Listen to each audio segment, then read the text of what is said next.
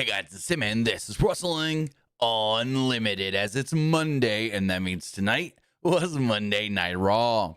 As far as tonight's Raw does go, from Madison Square Garden, John Cena's final Raw, that was a good show. Wouldn't call it great or anything, wouldn't even call it pretty good. It was a good show. It had its ups, it had its downs, it had its more ups than downs, I will say. And yeah, very interesting episode of Raw. We got 2 new matches announced for War Games. More people announced for the War Games, or not War Games, but Survivor Series. More people announced for the War Games matches. So the teams are fleshing out.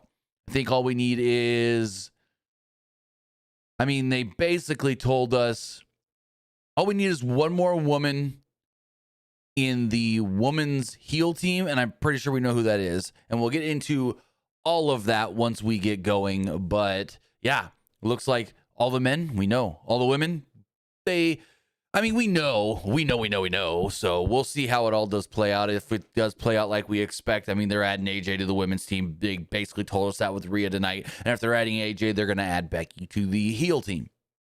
So we'll see if that is what happens next Monday, as I assume. But overall, I thought it was a good episode of Raw. Not a great episode, like I stated, but a noteworthy show. One newsworthy thing that no one saw on TV was that Shane McMahon was there with his son to celebrate John Cena. I don't know if he went backstage. I assume he probably did or something. I don't know. But Shane did post that he was, or it got posted that Shane was there. There's a photo of him with his son and everything. Multiple videos of Shane in the crowd. Stephanie was there with, I love how Joe Test just goes, Stephanie McMahon is here. Oh, that's Elise from the podcast. I don't know who she is either. Apparently, she used to be WWE Chief of Staff and worked directly under Stephanie for like 8 years. And now she's the podcast co-host. I don't know who the hell she is. I've never seen or heard of her before the podcast. But yeah, I just thought it was so funny when Joe Tess is like, oh, and Steph McMahon is here. And look, it's Elise from the podcast. I'm like, what the fuck, Joe Tess? Anywho, I was like, thank you for joining us here. Twitch.tv/PWU Unlimited, YouTube.com/Pro Wrestling Unlimited, and podcast services all around the globe like Stitcher, Spotify, Google Pod, Apple Pod, Anchor, iHeartRadio, and so much more. Remember, if you are watching live on Twitch, you can help us out a couple of different ways. You can either help us out by hitting that donate button down below or by donating Twitch bits in the live chat. Also, remember, you can help us out by subscribing to the channel, one of 2 different ways. You can either subscribe with a tiered subscription, or you can subscribe with Amazon Prime. Because remember, if you have Amazon Prime, then you have Prime Gaming. Prime Gaming gives you a lot of cool things like free games, free stuff for games, and you always get 1 free subscription to any Twitch channel you want to subscribe to throughout the month. And I greatly appreciate it if you did right here for Wrestling Unlimited. Also, remember, you can help us out by heading over to YouTube, becoming a subscriber. Hit the subscribe button. That way you know we post new videos when we go live and when we post to the community tab. Also, remember, you can help us out by hitting the join button and becoming a channel member. As a channel member, you get access to badges next to your name, emotes and emojis, and our graphics packages. And finally, remember, if you want to get your comment, question, or concern read live on the air, you can do so by donating a super chat in the live chat. And finally, head over to the Epic Game Store. Head over to the Epic Game Store and buy something. Whether you're buying a new game, whether you're buying an old game, whether you're claiming a free game or getting bucks for Rocket League, Fortnite, or Fall Guys, use this code right here, PW Unlimited, at checkout, and you will be supporting us at no extra cost. Maybe you're getting into that Simpsons Fortnite season. Maybe you already got the Battle Pass, but you want Bart, you want Lisa, you want Mo, you want Krusty the Clown, you want Homer's car. Well, when you're buying anything off of that shop, use our code PW Unlimited. Just scroll all the way down to the bottom. It's going to ask you if you have a creator code, and you do. It's PWU NLIMITED. Also, one other thing, I'm obsessed with our creators. You saw our stream last night. I completely fell in love with the game. You can get that on the Epic Game Store. And when you do, put in our code. I think it's on I'm pretty sure it's on the Epic Game Store. I got it off Steam. Give me 1 second. I'll tell you right now. Yeah, it is. Arc Raiders is on the Epic Game Store. And when you do buy it off the Epic Game Store for only $39.99, which is a steal, this is easily a $60, $70 game. And they're selling it for $39.99. That's a steal with how great this freaking game is. I had heard I'm gonna go off on a tangent real fast. I have heard from so many people, man, you should play Arc Raiders. Oh my God, Arc Raiders is so good. Oh, I'm addicted to Arc Raiders. Let's play Arc Raiders together. And I'm like, yeah, it looks great. It looks good. But, And then when I saw the price, I was like, all right, I can't not try it for that price. I can't not try it for $39.99. And within like 2 or 3 runs, I was hooked and didn't realize last night by the time we ended that stream, it was over 3 hours. So, yeah, I love me some Arc Raiders. We're going to be streaming more Arc Raiders tomorrow. Because that's what we're going to do. I mean, do we say no Spider-Man on Wednesday and do Arc Raiders? No, we'll continue the Wednesday Spider-Mans. We'll continue the Wednesday AEW Spider-Mans, which is funny that during AEW we're playing a Marvel game when they're sponsored by DC, which is pretty funny. But anyways, go play Arc Raiders, get it on the Epic Game Store, and when it says, do you have a creator code? You do. It's PWUNLIMITED. But with all of that, as far as Monday Night Raw does go, show kicks off from Madison Square Garden with John Cena. Well, actually, we see Becky Lynch, The Vision, Solo, Talatonga, Gunther, and others arriving at the building. Then we see John Cena.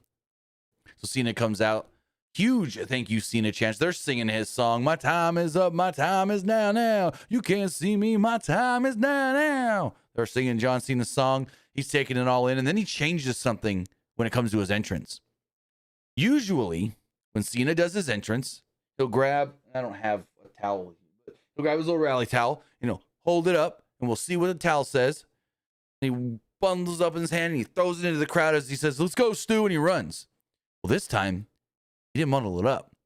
He didn't throw it in the crowd. He just dropped it and then went down to the ring. Very interesting. Alicia Taylor introduces him as the greatest of all time, and they're really going hard on this. John Cena is the greatest of all time. First, it was just Michael Cole. Cena's the GOAT. Cena's the greatest. No one's ever done it better than Cena. And I'm like, yeah, okay, Michael Cole. He could say that. It's objective. And then you got the announcers are all saying it. The greatest of all time. Never seen 17. But then you had Triple H last week do that. And I didn't review Raw last week because the new computer wasn't ready yet and the old computer was taken apart. Anyways, you had Triple H last week basically say, you have all these greats. And it's subjective of who you think is the best, and some think it's this, and some think it's that. But there is really only one, and it's John Cena. For Triple H, a man so close with Shawn Michaels, a man so close with Ric Flair, 2 guys that arguably, at least in the ring, are considered the greatest of all time, like bell to bell. Now, I will always say, and you don't have to agree with me, that the greatest professional wrestler of all time is Hulk Hogan, because I don't know if wrestling is, and you can't just, and I'm going to say something and I got to put a caveat on it. Wrestling may not be where it is today if it wasn't for Hulk Hogan in the 80s. But at the same time, that was not just Hulk Hogan. That was the pairing of Hulk Hogan and Vince McMahon and what they did together to become the juggernaut that WWE did. To take this company from a northeastern company to a national and eventually worldwide company. So I would say the greatest of all time from a business standpoint, as far as pro wrestlers do go, is Hulk Hogan. But Hulk Hogan with Vince McMahon. Because I don't know if Hulk in the NWA, Hulk if he would have stayed in the AWA, would have been what he was. Like if Hulk would have stayed in AWA with Vern, I don't know if he would have got as big as he was. I don't know if he would have been a household name to even non-wrestling fans. If he would have went to Crockett and wrestled for the NWA and then eventually went to WCW when they got bought out in 88, correctly if I'm wrong. I don't know if he would have, been as big as he was. It was the pairing of Vince and Hogan. It was Hogan becoming the character that Vince helped him create, and Vince putting the machine behind him. But I just think, you could have maybe tried that with Ric Flair, but I don't know if it would have got over as well. I just feel like Hogan was just the best for what was needed at that time. He was good enough in the ring, very good on the mic, good doing PR and interviews and stuff like that. So, yeah, they're saying John Cena is the greatest of all time. John Cena is the greatest of all time. And yes, without John Cena, this company may not be where it's at today. That's another thing you could say. Like, there's a lot of wrestlers where you would go, how many of these wrestlers can you pluck out and the business would be different, or WWE would be different? And there's only a handful that you can say WWE would not be what it is today without XYZ. It would not be what it is today without Hulk Hogan. It would not be what it is today without John Cena. And I think those are the only two.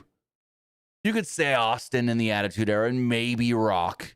But if I'm going to be completely honest, no Hogan in the 80s, you don't get to the Attitude Era. No John Cena in the 2000s, you don't get to right now. Without John Cena, the WWE probably would have failed. The PG era would have failed. The, what did they call it? Oh, the Attitude Era, not Attitude Era, the Ruthless Aggression era into the PG era would have failed without a John Cena. John Cena put this company on his back, learned, evolved, grew, and became the guy when they needed a guy bad. And you've always got the argument of, well, you had Triple H there. What about Randy Orton? Undertaker was still around for a while. Shawn Michaels came back. No, I don't think any of them. Nothing against them. Nothing against Edge. Nothing against Randy. Nothing against, like, you can even say, pluck out Roman Reigns and the company would still be the same today. But if John Cena did not come into the early 2000s and become what he did, if John Cena would have got fired when Vince wanted him fired, I don't think WWE is a company being sold, well, is a company being worth $9 billion. I don't see it. Because John Cena went in there and became, like I said with Hogan, became a household name to people that don't even watch wrestling. And this is before John Cena was doing movies. I knew people that can't stand to watch wrestling, but knew who John Cena was. And that was before he did the first Marine. That's how quickly he became a household name. Then he started doing movies, and people were like, oh, that's a wrestler guy. Okay. But then when he really started doing movies, you know. But anyways, whole other discussion for a whole other time. But like I said, there are two men that I feel that if they weren't there when they were, WWE would not be where it is today, and that's Hulk Hogan and John Cena. So yes, calling John Cena the greatest of all time, he's one of. There's no arguing of that. There's one of them, John Cena, and greatest of all time. I'll get off this here in a second. Greatest of all time is very subjective on how you look at it. Are you looking at it from a business standpoint? Are you looking at it from a promo standpoint? Are you looking at it from an in-ring bell-to-bell standpoint? Are you looking at it from a PR standpoint, which also is kind of business? And it's like the two most important guys in WWE history were two guys that were always made fun of for having 5 moves of doom, basically. Like, oh, Hogan didn't have more moves than the clothesline, the big boot, the leg drop. What has Cena got? Cena's got the AA, the STF, the little Blue Thunder Bomb-like move, and the shoulder tackle.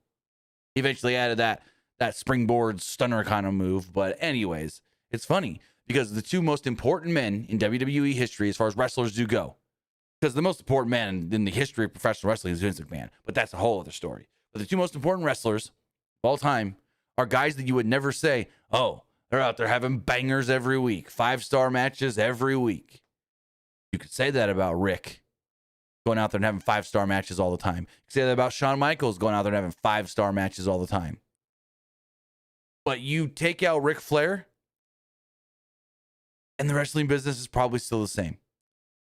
You take out Shawn Michaels, and there's a really good chance the wrestling business is still the same. So, Elite, don't even start that. Don't even start that, because that just tells me right now how ignorant you are to Dave Meltzer and things that he's said in the past. He actually had this conversation recently and said that Hulk Hogan is the most important person in all of pro wrestling history. So, yeah. You don't listen to Dave's content, so you can't comment on that because you don't listen to his podcast and hear what he says, because that kind of stuff is not going to get aggregated. the stuff where Dave's actually putting over WWE and saying Hogan's, very important. When Hogan died, he said that Hulk Hogan is one of the most influential and probably important pro wrestlers of all time. So, Ultimate Warrior, if there was never an Ultimate Warrior, the business would still be the exact same as it was today. Warrior was cool.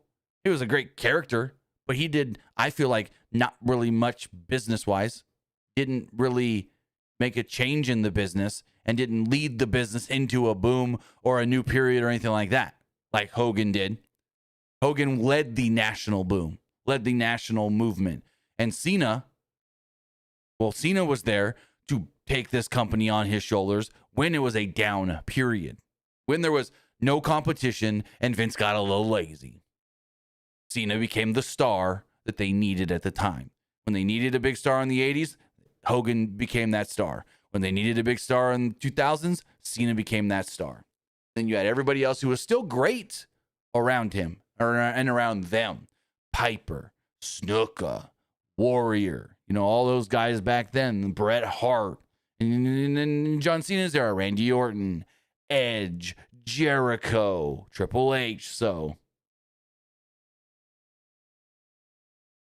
with all of that, though, Cena comes out, Intercontinental title over the shoulder. And the crowd's going. They're saying, thank you, Cena. Cena's soaking it all in. Cena then welcomed everybody to the show. He's in New York City, makes and breaks careers. And now we're at the end of his career. He looked around and saw people as far as the eye can see. And he thanked them all for being there. Madison Square Garden allowed him to step on the stage in these hallowed halls 23 years ago. There's some extra enthusiasm in the air because it's the last time they get to talk together. Last time he's going to be in MSG and the last time he's going to be on Raw. Honestly, other than maybe the retirement night, this is Cena's last promo.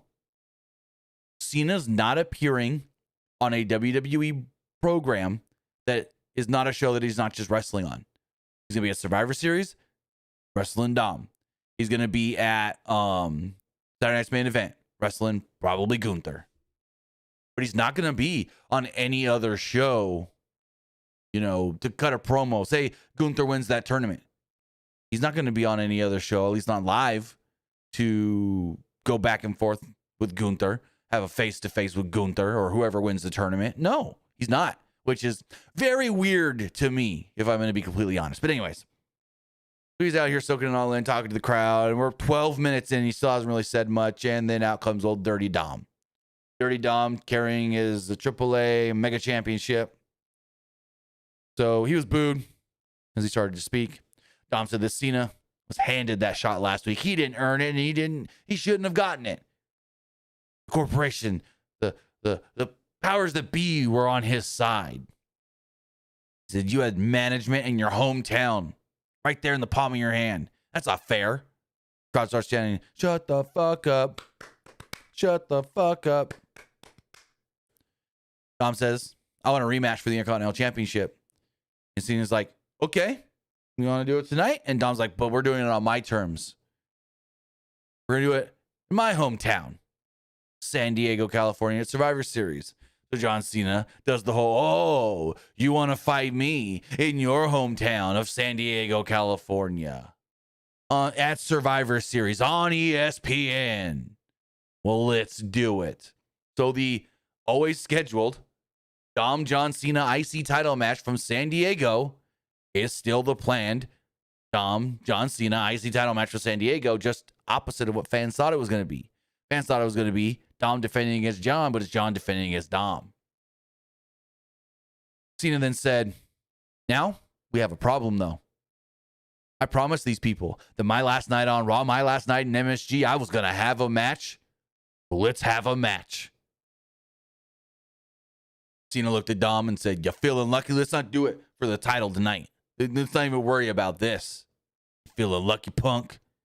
And that's when Judgment Day came out, Finn Balor and JD McDonough, which really kind of shocked me that they came out because the dissension we've been seeing, especially between Finn and Dom, where a lot of times over the last month or so, Finn's been more, oh, you need help? Go get your other friend to help you. Go ask El Grande.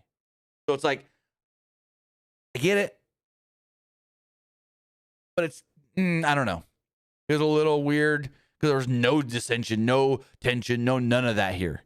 It was just, we get to wrestle fucking John Cena on his last Raw. Yeah. So Judgment Day comes out. They start beating John Cena up as Dom says they're going to beat his ass. And then out comes Sheamus, who, well, over the last couple of weeks has had some problems with the Judgment Day, Finn and JD specifically. So they're all fighting and everything. Judgment Day overwhelms them 3-on-2. So out comes, well, deadbeat dad. The not so deadbeat dad, actually, Rey Mysterio. It's now 3-on-3. Babyfaces clear the ring of the Judgment Day. And then John Cena says, let's do this right here, right now. Bring me out a referee. And we got a 6-man tag. John Cena, Sheamus, and Rey Mysterio taking on Judgment Day. Pretty good match. I would say this is a very entertaining opening match. But it was like 30 minutes into the show almost before this match even started. Like 25, 30 minutes. Holy fuck. So, the match actually started during the break, and the Judgment Day tried to bail, but all the baby faces went after them. Sheamus gave Dom a Claudio-style swing during the break, but Judgment Day used a double team to get the heat as we returned from the break. Ray got the hot tag and ran wild as Wade Barrett mentioned that this was his first match in 7 months. And yeah, Ray got hurt the night before WrestleMania. Hasn't had a match since. This is Ray's first match since Mania week. Ray gave Dom a drop kick, but Balor attacked Ray from behind, allowing Judgment Day to take over again as we go to another break. So, like, the first 10 minutes of John Cena's final match on Raw, 6 minutes of commercial. Oh, we only got 4 minutes of action on the broadcast. Now, granted, if you're watching international Netflix, none of that matters. We saw the whole match. During the break, the fans were chanting, "Who's your daddy? Who's your daddy?" As Dom gave Ray the 3 amigos, but the third amigo was a brainbuster. And I love Wade Barrett saying, you know, you can always emulate and imitate other people, but you know you're great when you can elevate what others did. And Dom has done that here, taking the 3 amigos and adding a brainbuster to it, which making it his own. 1 amigo, 2 amigo, your third amigo's busting brains. So Ray fought back, though, after this, and he fought off a double team from Balor and McDonough. Cena then made the much-anticipated hot tag, eventually, like 12 minutes into this match. And he hit McDonough with a shoulder tackle, the side slam, the 5-knuckle shuffle. McDonough then landed on his feet off of an AA attempt. Followed this up with a big old headbutt with that big old head. Everyone then traded big moves, which left Cena alone in the ring. McDonough then hit Cena with a moonsault. Balor hit a coup de grace, and Dom hit a frog splash. The heels covered Cena like they were trying to stack him, but Ray and Sheamus leapt into the ring and broke it all up. Not sure why the ref was counting and was going to allow that triple stack pin. I don't know. Anyways, Sheamus, Ray, and Cena then each grabbed a member of the Judgment Day and hit the 10 beats of the Bowdrin. Ray did it on his own son, which is cool. With the heels down, Cena, Ray, and Sheamus all then did the 5-knuckle shuffle. Ray gave Balor and McDonough a double 619. Sheamus gave Balor a bro kick, and Cena hit McDonough with the AA and pinned him to pick up the victory. Super fun opening match. I thoroughly enjoyed this. The crowd loved it. They went wild afterwards when John Cena, Sheamus, and Ray celebrated on the ramp. They were looking all around at everybody, over the top of the stage, over out and everywhere. They had a camera on the stage, so like they're standing at the top looking up at the stage and the camera's looking down on them. Cool shot. So 15-minute match that was really fun. In the back, Nick Aldis and Adam Pearce were talking. Pearce wasn't surprised to see Drew McIntyre game the system. Told Nick, yeah, I've been dealing with Drew for a while. He knows how to get around things, basically. While Heyman then sauntered in, he saw the WrestleMania poster and the Survivor Series poster on the wall and goes, I like the look of both of those posters. Well, no shit, you're on both of them, Paul. They're like, I bet you. I think it was Pierce said, I bet you do. Now, Heyman said, I know the rules. I can sign anyone. And they handed the contract over to who their 5th man's going to be, to Nick Aldis and Adam Pearce. They opened the little thing, it's not whatever it's called, the folder, not really a folder, but the folder, I'm going to call it a folder. And they look at the name on the thing and they're like, oh no, is this for real? And so, yeah, they see the name that we now know is Brock Lesnar. Then I want to say this was during the break, but I'm not sure because Netflix no longer puts how much time left is for the break during the break thing when we're watching international Netflix. But Jackie Redmond goes and interviews Andrew Scholes. Andrew Scholes is sitting there with a bunch of guys from the New York Giants, and he introduces injured Cam Skattebo. Skattebo was also at the UFC event on Saturday in the same building. But basically, they just hyped up everybody being there and tried a bunch of stuff. But then Scholes said something about Dom being a bitch. So Dom walked over to him. And granted, Judgment Day's still at ringside here. But Dom walks over to Andrew Scholes. And they kind of get into it. Dom gets in his face. So Scholes goes to like kind of have a scuffle with them, but not really. Then Skattebo gets in the way and he shoves Dominic. And yeah, this is all during the break. So anyway, that's a big Skattebo fan. We're watching regular US Netflix. Yeah, missed all of it. And they kind of showed a replay during the break, but basically there was just a big scuffle where Andrew Scholes and a bunch of Giants players stood on this side of the rail in the crowd. Judgment Day were on this side of the rail over the barricade. Then they all yeah, go. And then showed other people. Eric Andre, singer Ashley Cook. She literally went, you can see me, you can't see me, you can't see me. I'm like, what the fuck? They also showed members of the Philadelphia Eagles. Boos. Boo. They booed Skattebo in New York. I heard boos. Both times they showed Skattebo. I don't know if they just don't like Skattebo or they're mad that he's hurt. And then they showed some Yankees players that they cheered. They showed all the Giants. They cheered for them as well. Jackie Redmond was in the ring to interview Stephanie Vicaire. Stephanie started to come out. She got to the top of the ramp, barely out the way. Stephanie is attacked by Nikki Bella. Nikki attacks her from behind in the entrance area. Bella said, I didn't come back just to be your sidekick. Oh, no. Don't get it twisted, Mamacita. I'm here to take back my division. The division that I created, that was made based off of me, or something like that, she said. I'm paraphrasing. She told Stephanie that she's getting a shot at the title. And she looks back at the sign or the video board that's got the Survivor Series logo on it and says, I'm challenging you to a match at Survivor Series in San Diego. Bella then grabbed the title, held it up over a down to Stephanie Vicaire, and there we go. Kill. This was nothing. This was one of those down moments of the show. We see Bayley and Lyra Valkyria walking in the back when they all of a sudden walk up on the Kabuki Warriors. Lyra was like, oh, what are we doing here? No. And so Asuka basically looks at Bayley and goes, Bayley, we need another woman for War Games, and how about you give us a hand? You help us out. And Bayley's like, excuse me? For what you did to me? And Lyra? You think I want to be with you? No. And so she turns him down. And then Lyra basically was like, well, good to see you're over all that changing stuff. And Bayley, and then like she gets all excited and celebrates. And Bayley's like, what are you, 5 years old? Get out of here. Let's go. And like kind of does the bipolar thing that we haven't seen her do recently. Like she had been doing it and then like went away for a minute and now it's kind of back again. So I don't know. This is weird. She said, let's go, idiot. It was like Lyra wanted a big high five. Whatever. Then we got first of two Last Time Is Now tournament matches. It was Solo Sikoa versus a mystery opponent.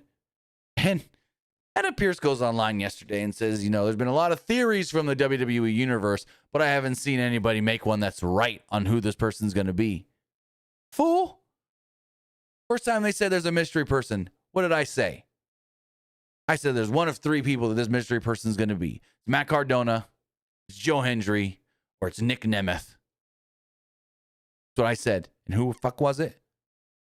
It was Nick Nemeth. And here's the caveat to what Nick Aldis, not Nick Aldis, I just added the two GMs together, merged them, to what Adam Pierce, no, I didn't.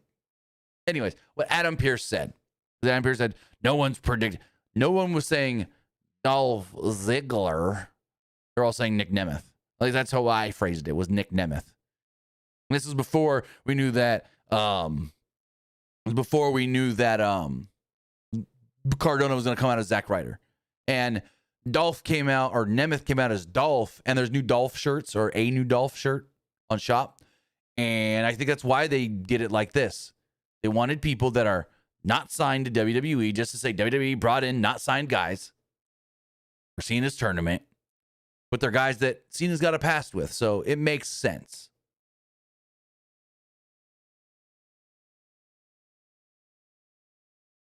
Woof. Esports Gaming Rules says, did you read my bits? I didn't even get a notification that you donated bits. Give me 1 second. Esports Gaming Rules. Yeah, it never showed me that you even did it, but I got them here. I just have to go into the back end. Here we go. Thank you for letting me know, because I did not see them. It did not notify me. It did not show me. I really do appreciate that. Esports Gaming Rules with some bit donations. He says, great night for WWE Raw in hallowed grounds of MSG. Brock, Roman, and AJ Lee return, and we get a new women's IC champion. What a wild ending involving NYPD. That wasn't real NYPD. I haven't seen worse Halloween costumes of cops in a long time. Those are some of the worst cop costumes. That was not NYPD. Those were extras, indie wrestlers wearing just the worst Dollar Tree, Dollar General cop costumes. He also says Gunther got his old theme back, and it looks like Def Rebel leaves WWE soon, we think. Well, I think their deal with WWE is up soon. Last I heard, it could be up at the end of the year, but that don't quote me on that. That's just what I heard. He also says Dolph Ziggler's a one-in man because he returned to WWE for the John Cena tournament. Well, yeah, just like with Cardona, it's a one-time thing. It's not a return.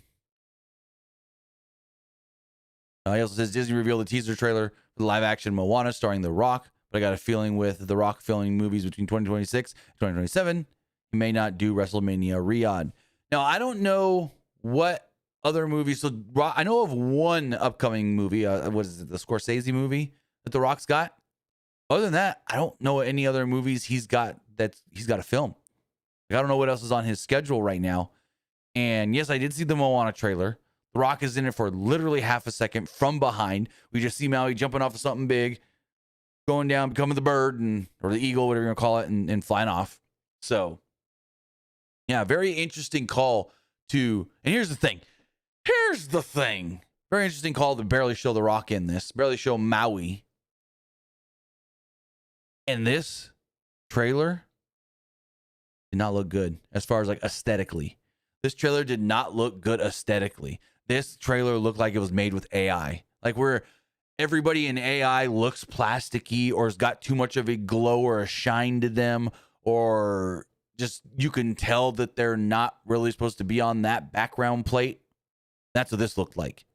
This literally looked like someone took. So here's the thing, and I'll go inside baseball here for a second. Here is how you make good AI videos, and now you can make a movie with AI. You get a reference photo. You take that reference photo.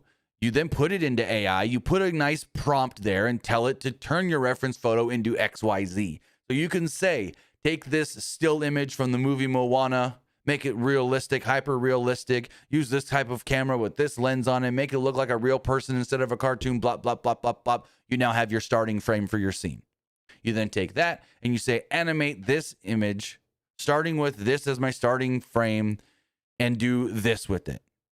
And then you're going to get your whatever video clip.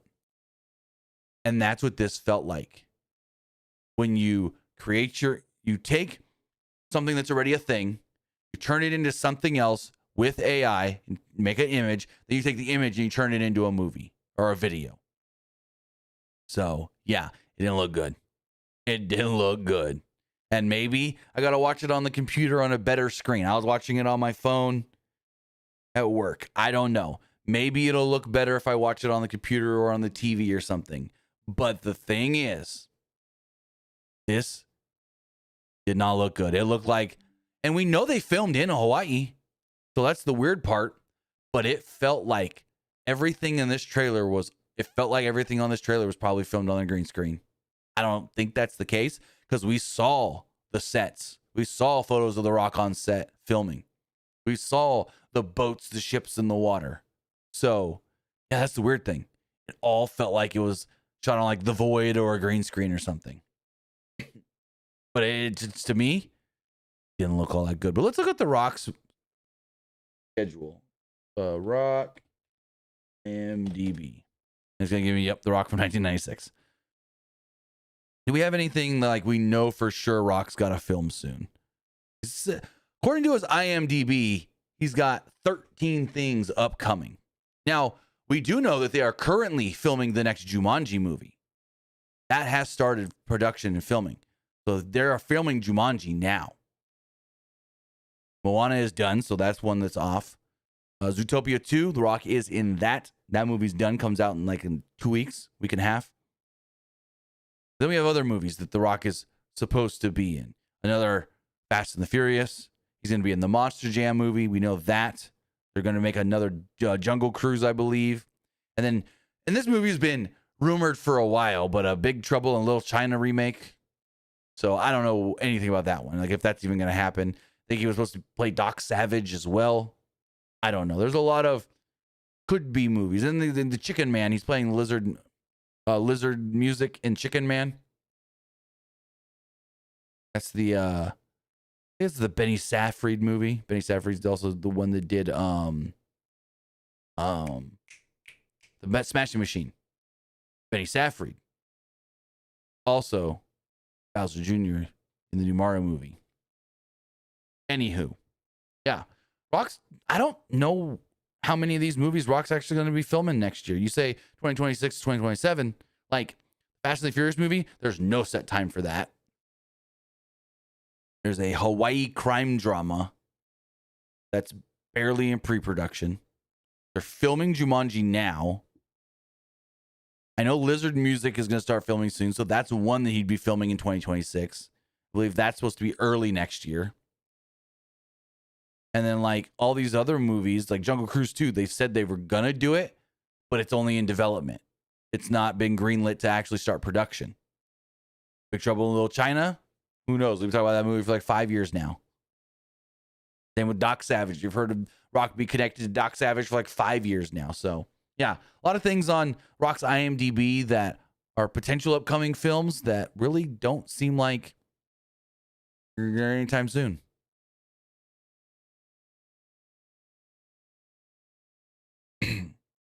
But I do appreciate the bit donations, and thank you for letting me know, because it literally didn't show those to me until I actually went in and looked for them.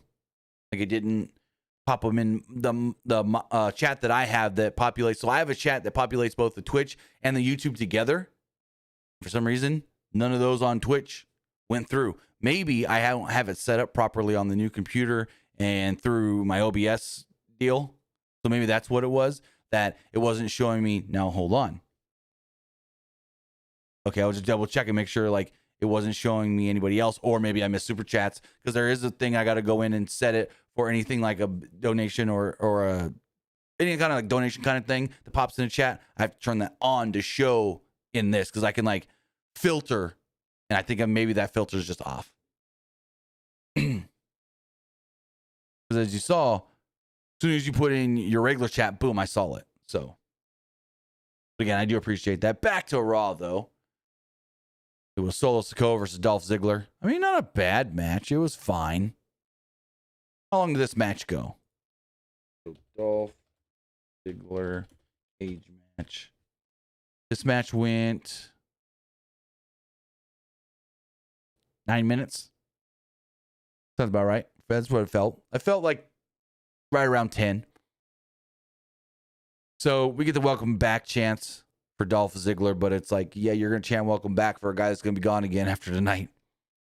Ziggler started his usual offense, Drop kick, stinger splash, neck breaker, elbow. Ziggler then hit a flying elbow drop. Moments later, got a 1 on Solo. Solo then took control during the break. He also had Tala Tonga out there with them. Solo took control during the break and hit a Samoan drop when they returned. Ziggler fought back with a leaping DDT and a famouser for a 2. Solo then responded with a spinning Solo for a 2 of his own. Ziggler ducked a spike and applied a schoolboy for a 2. Ziggler followed this up with a zigzag for a close near fall. Fans then went nuts for that and told the ref that he sucked. Ziggler then tuned up the band for a super kick, but Solo blocked it. He managed to hit a super kick anyway, Ziggler that is.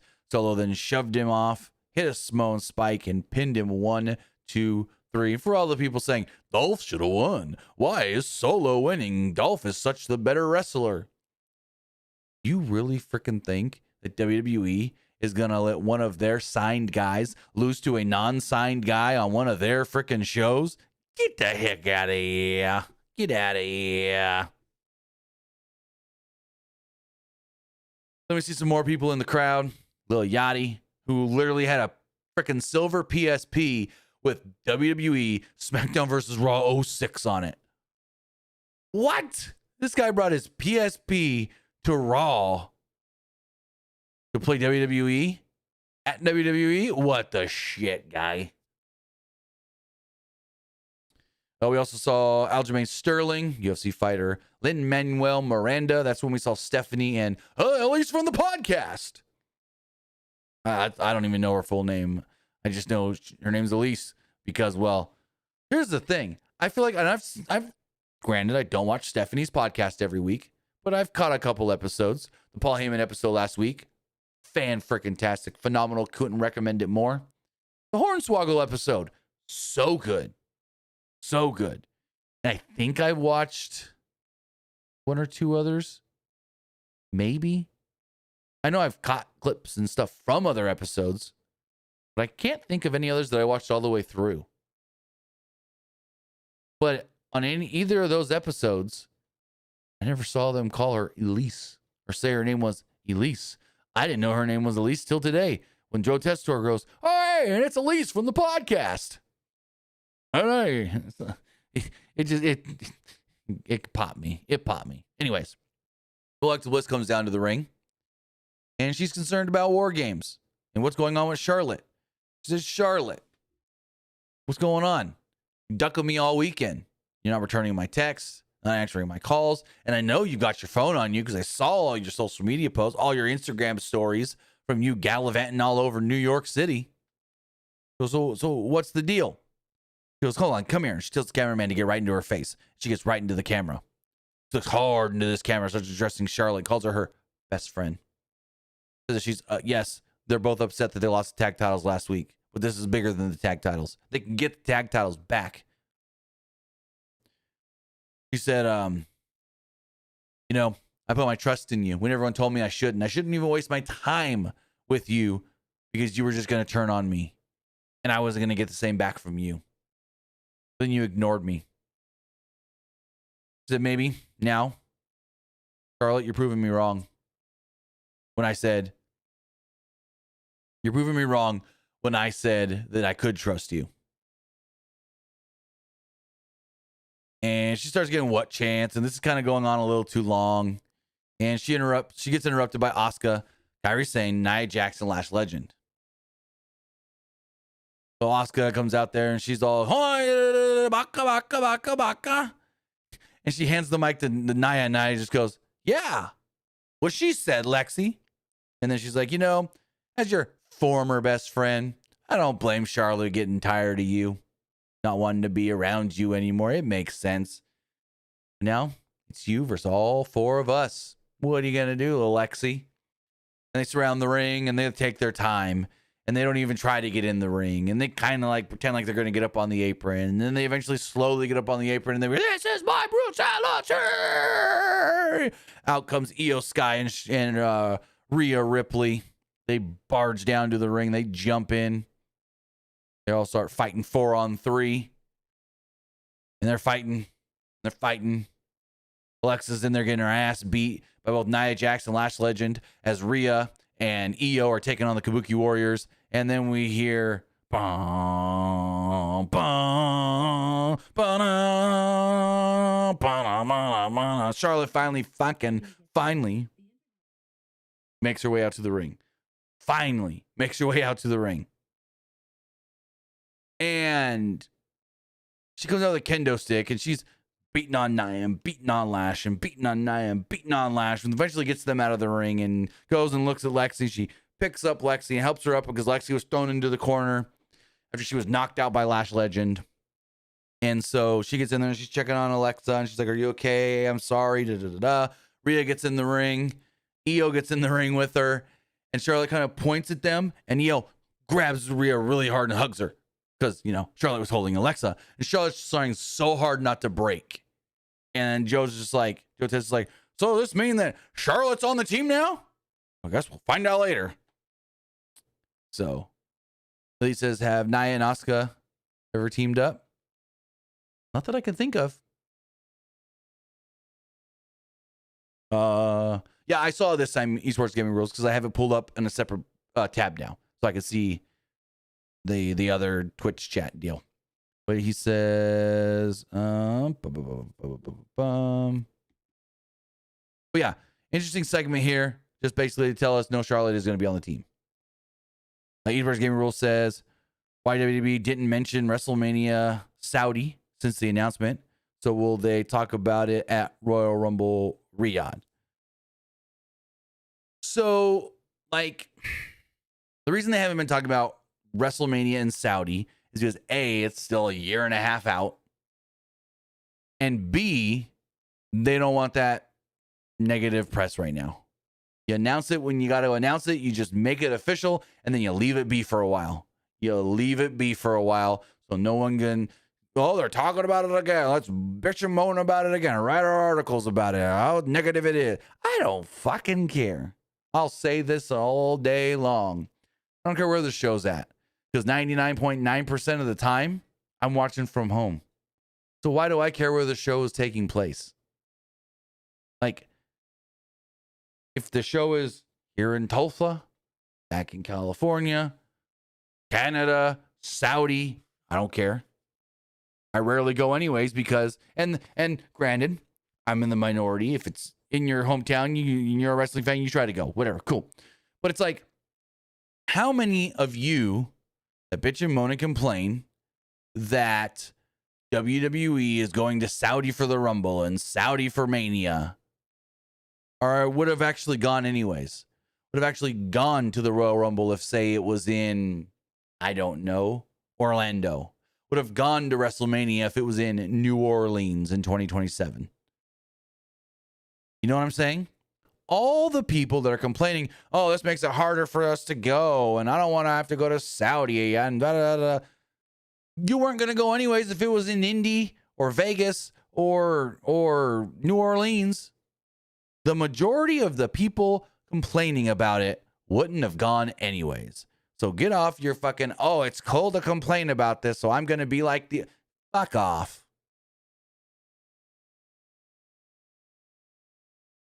They just don't want the negative attention right now, so they're not going to mention it till they have to. Yeah, there'll probably be a big vignette. Like what we're seeing right now, I can probably see that, you know, like the big videos we're seeing right now, hyping up next year's Mania in Vegas, all the poker videos that we're seeing, they may film another one for, you know, the Saudi Mania before Rumble and air it at the Rumble or something. I can see that, them having some sort of a big video to hype it up while they're in Saudi. So it's like, hey, we're already doing a show in Saudi, so if we talk about the next show here in Saudi or like the next big one, it's not going to be extra negative press. Like if they're talking about the Saudi show tonight on Raw, then the people are going to start bitching about it and they're going to have the negative press. But they don't need to be promoting it yet anyways, because you got to get past next year's Mania.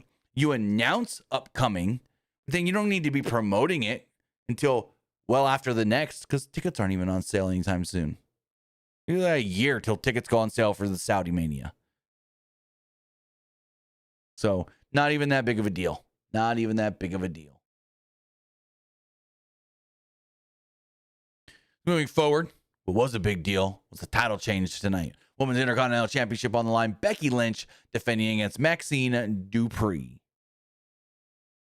Jessica Carr was the referee here, and well, they played up with all the Jessica Carr and Becky Lynch stuff. Lynch wasn't happy that Jessica Carr was the referee, blamed her for all her previous losses. And the match begins. Well, after Becky got in her face. So Lynch was arguing with Jessica Carr, and Carr called for the match to begin, so Dupree attacked her. Well, Becky wasn't paying attention. Lynch did quickly take over, though, knocking Dupree off the top rope as it went to a break about 90 seconds in. Dupree fought back as soon as they returned from the break with a clothesline and a roundhouse kick for a 2. Dupree hit a fisherman's suplex, dropped her straps, and missed, I guess you would say more specifically, a leg drop for a 2. This wasn't the best of matches. Becky was really trying to work at Maxine's pace, and it didn't make Willie either look. It wasn't bad, was what I'm trying to say, but it didn't look great. Becky even missed the arm.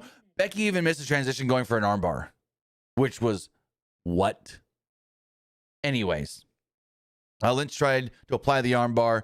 She went to jump into it, but I guess like Maxine had her arm in the wrong spot, like pulled up kind of. It was all weird. Becky like fell down like she was supposed to fall into the armbar, but the arm wasn't there, so she wasn't. And you see Becky scoot her butt up to get into the armbar. Yeah, it wasn't all that great. But Maxine eventually got out of it. She countered it and got a cradle for a 2. Dupree applied an ankle lock and grapevine the ankle. Becky was selling it really well. Lynch still managed to slip out of it, though, and she kicked Dupree in the arm as she was playing up this arm. She was really working on the arm and elbow of Maxine Dupree throughout this match. Lynch then hit a manhandle slam right next to the ropes.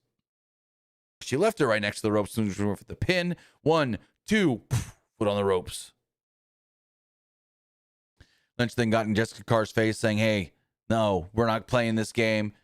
That should have been a 3, blah, blah, blah, blah. She starts poking Jessica Carr, and Jessica Carr goes, don't touch me. Don't touch me, Becky. And so, Carr then basically pushes Becky's hand off of her and tells her to get back to your match. Lynch then chucked Dupree out of the ring, so Carr went to go check on Dupree, and when she did so, Becky was pulling the top turnbuckle pad off. When we then hear, light it up, light it up, out comes, well, AJ Lee. AJ Lee causes a distraction by music just long enough to let Dupree get the advantage. Dupree catches Becky with a flying crossbody and then pins her 1, 2, 3. And new WWE Women's Intercontinental Champion, Maxine Dupree. What? They did it. They put the frickin' belt on Maxine. Wow. Maxine then gets out of the ring pretty quickly, gets handed her belt, and celebrates with AJ Lee up the ramp. Okay, then. Cool. Sure. That's a thing. That's a thing that they did. Again, match was not that good. It looked like it was very, very, very structured and put together like bit for bit for bit, like one of them NXT matches. And it still didn't go off without it. It still had its moments. So let me see. Brandon Marshall, former NFL player, Sons of Anarchy's Chuck Zito, and old Fluffy, Gabriel Iglesias in the crowd. Anytime Fluffy can make it to a WWE show, he's going to be there. Anytime there's a WWE show around where he's at, and he's going. Then we had the best match of the night, probably the best match so far in this goddamn tournament. Best thing on tonight's show. It was exactly what we thought. A goddamn banger after banger after banger. Old Javon Evans and Gunther went out there and fucking killed it. I loved this match. Gunther dismissively patted Evans on the head. So Evans smacked him. Evans chopped Gunther and countered a few spots until Gunther simply just booted him to take over. Gunther maintained control through a commercial break, and for some reason there was a Y2J chant. Evans countered a powerball at one point into a Hurricane Rana, which looked really good. For some reason, the referee went 1-2 and then just stopped counting. He's like, "Oh, your shoulders aren't flush, Gunther." So I guess you're calling it like a shoot. Evans then followed this up with the somersault kick, and the crowd started to really get behind the, as they call him, young OG. I don't know what that means. They call him the young OG. I don't know what that means. He then tried a suicide dive, but Gunther caught him and chucked him hard into the side of the ring. During a commercial break, Gunther tried a German suplex, but Evans landed on his feet. Gunther cut him off again, this time with a drop kick. Evans countered him again, this time into a sunset flip cradle for a 2 as they returned from the break. They started trading strikes until Evans tried springing off the ropes, but Gunther booted him out of the air. Evans countered Gunther once again, this time into a cutter, and he hit a dive over the top rope. Evans then followed this up with a great-looking frog splash for a 2. Gunther then hit an uppercut on Evans' neck as he came off the top rope. Gunther followed this up with a suplex and a powerbomb, but Evans kicked out. This crowd's going wild at this point. Gunther then applied a sleeper hold. Evans was trying to fight it and fight it and fight it and fight it. Eventually, Gunther just racked it in there hard, and Javon Evans had to tap out. But this match ruled. This match was so good. These two worked so well together. Give me this match again. But Gunther left the ring. You can hear the crowd chanting and cheering for Javon Evans as he was getting his wits about him to get out of the ring. And there we go. There we go. Match, I'll say it again. It was awesome. Fantastic. I loved it. The 15-minute banger. Gunther and Solo Sikoa have advanced in the Last Time Is Now tournament. And with that, we now know 2 new matches in this tournament. Gunther will be taking on the winner of Carmelo Hayes and Bronson Reed on SmackDown, where Solo Sikoa will be taking on the winner of Finn Balor and Penta on SmackDown. These matches will be taking place next week on Raw. Also, we do know that next week on Raw, a men's advantage match for War Games will be taking place. No clue about the women's, though. They didn't say anything about a women's advantage match. And they didn't say who's in the men's advantage match either. Because, well, at the time of announcing it, they didn't know all the competitors yet. We go backstage. Maxine Dupree's interviewed by Jackie Redmond about her win. AJ Lee is standing there with her. She said, all the hard work and training and it all paid off. I now feel like I belong. She said, I beat one of the best females of all time. And it feels so good. And I want to thank AJ here for being here with me. And so when they did the whole thing of Maxine says she needed to find someone who can help her learn how to beat Becky. It was AJ Lee. I thought she was going to go get Natty, but I was wrong. So then Otis and Tozawa come up and they're all happy for Maxine. And so they all leave to go celebrate. When Jackie Redmond then asked AJ Lee, hey, you're here. You're sticking around this time? And AJ said, well, to be honest, I only came back, before to help my husband. But Becky, she lit a fire under me. So we'll see how this goes. Immediately, Rhea Ripley comes up and goes, hey, great to see you. Can we have a little bit of a chat? And they walk off together, and the fans cheer because they know that means AJ might be in War Games. Most likely going to be in War Games. Speaking of War Games, a big War Games angle, face-to-face 4-on-4 to end this show. Paul Heyman, Braun Breaker, Bronson Reed, Logan Paul, they all enter together, but Drew McIntyre gets his own special entrance. Heyman said that he walked the Samoan SWAT team to the 2 War Games. He's walked the Freebirds to the War Games. He's walked the Dangerous Alliance to the War Games. He's walked the Bloodline to the War Games. This team is the greatest assembly of talent we've ever seen in War Games ever. CM Punk then interrupts. Who had a ringside as Jey Uso and Jimmy came through the crowd to Jay's music. They all then waited for Cody to come out to his music. It took forever. The babyfaces then cleared the ring of the heels. Punk dropped Paul with a bulldog. Logan Paul, that is. Not Paul Heyman. This then led to, Brock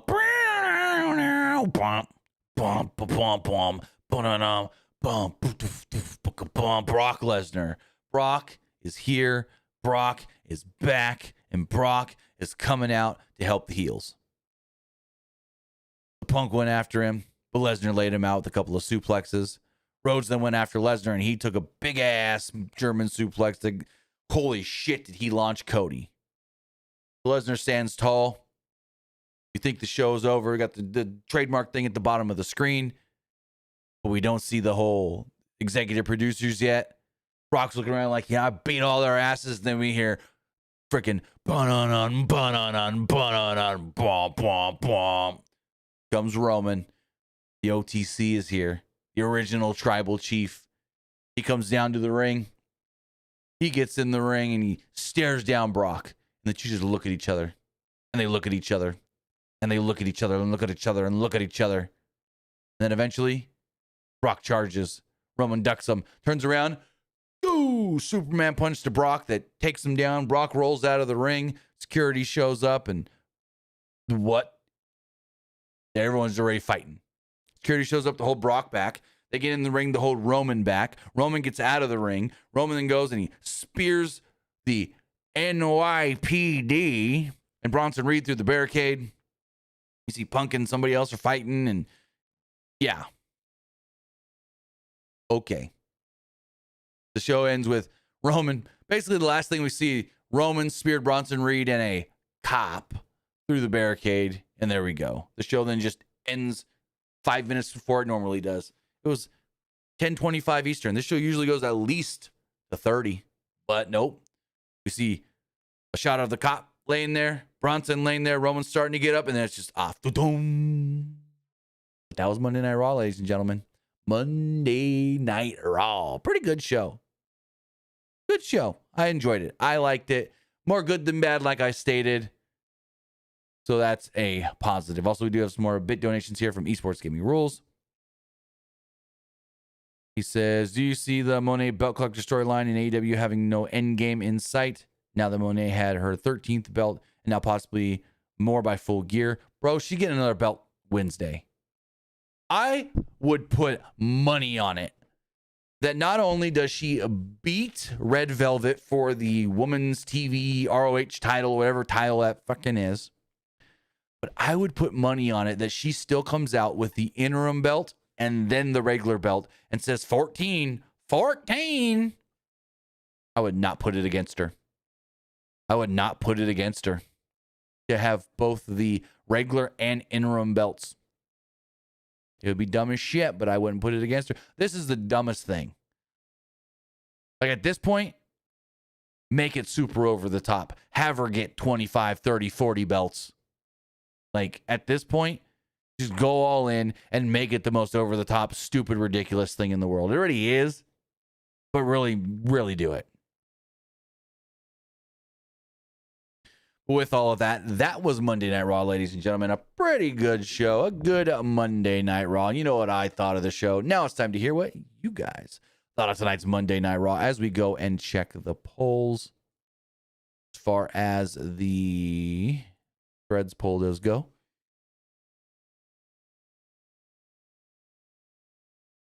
Uh, 73% liked the show. 24% thought it was just all right. And 3% didn't like it. Looking at the, let's see.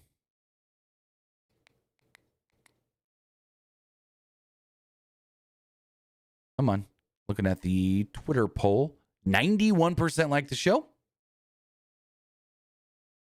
8% didn't like it. Polls. 91.7% liked the show. 8.3% didn't like it. Dang. Dang. You ever get that much liked it? That's crazy. Anyways, as far as the